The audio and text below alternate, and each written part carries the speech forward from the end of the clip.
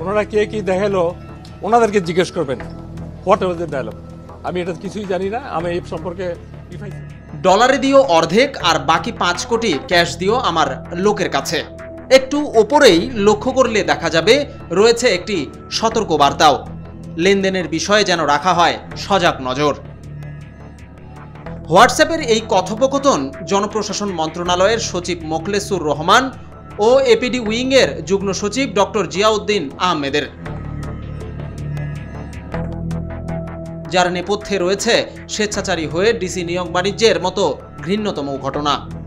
কথোপকথনের স্ক্রিনশটে দেখা যাচ্ছে মন্ত্রণালয়ের উচ্চ পদের এই 2 কর্মকর্তা কথা বলছেন ডিসি নিয়োগ বাণিজ্য নিয়ে। গত 5 আগস্ট ছাত্র জনতার অভ্যুত্থানের পর গঠিত হয় অন্তর্বর্তী সরকার, যার প্রধান উপদেষ্টা হিসেবে দায়িত্ব পালন করছেন ডক্টর মোহাম্মদ ইউনূস।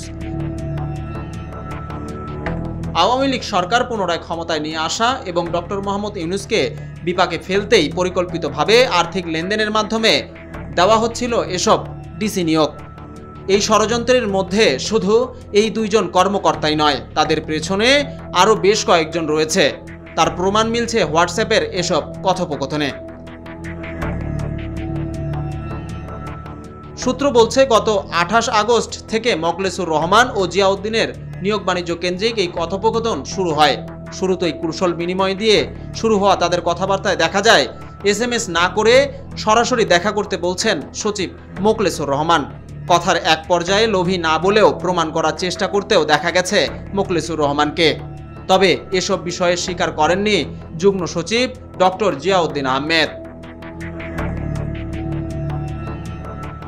বিজন Kumar, desk report, South Asian Times.